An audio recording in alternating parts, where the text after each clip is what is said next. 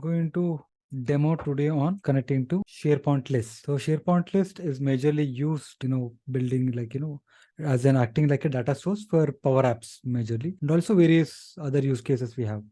So let me just quickly open. So we have a SharePoint list here in this particular SharePoint called as a GOT episodes, just Game of Thrones episodes. This is the data which is in the list format. So this is one of the data format on top of the SharePoint site. Okay. So this list can also be accessed just like in any other file. So this can be inputted to Power BI.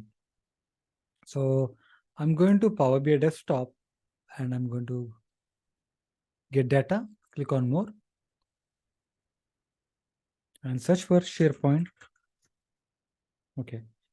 So yesterday we have seen SharePoint folder. Now we are able to look into this SharePoint online list. So basically SharePoint online list and SharePoint list are more or less similar with very minor difference. So you can go with SharePoint online list and click on connect.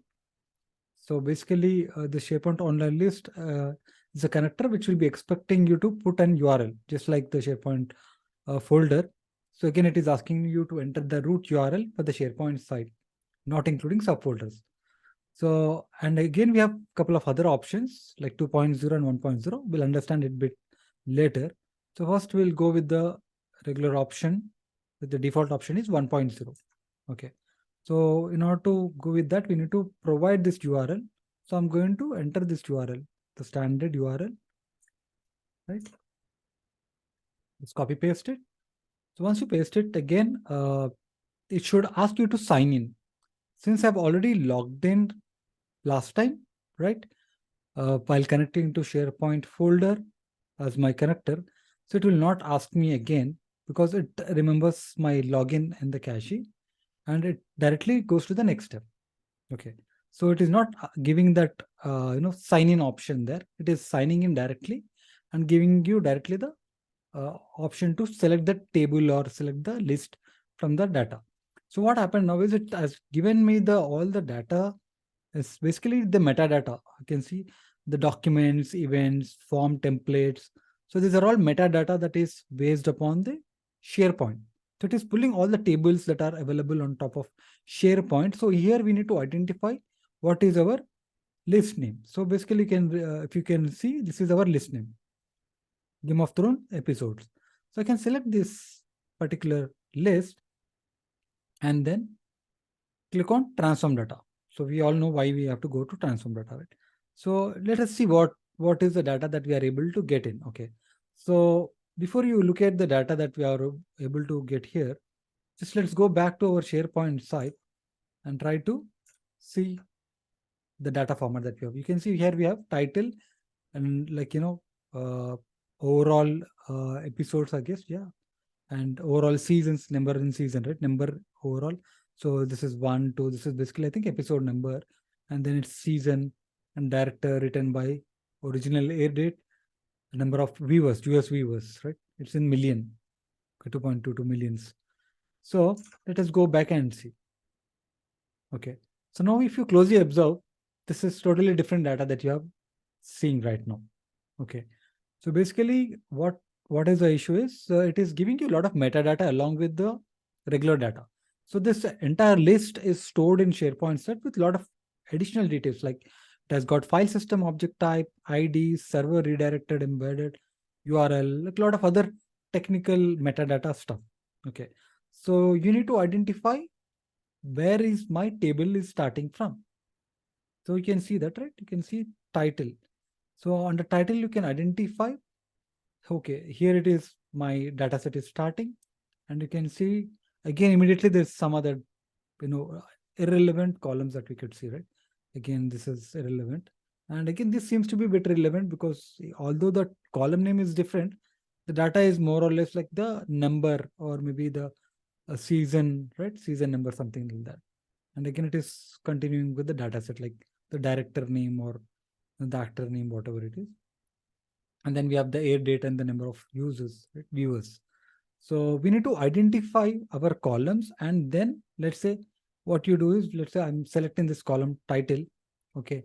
I'll use the control button and I need to select the columns that are relevant like this. Okay. And I'm going to select this one also, and I can right click and remove all other columns, the third option. So by doing this, we are able to have only the columns that we are intended to get it. So however, there is a bit disadvantage with this first option. Uh, Basically, you are getting 38 columns. If you look at below you have an information of how many columns we have in the Power Query editor. You can see 38 columns and total number of rows. So 38 columns is something which is again it's very huge in number, although the original required columns were just 8, right? So you got a lot of that metadata. As you can see, if you go to the extreme right, you can see a lot of other information, like what was the modified date, what was the created date, etc., etc. Okay.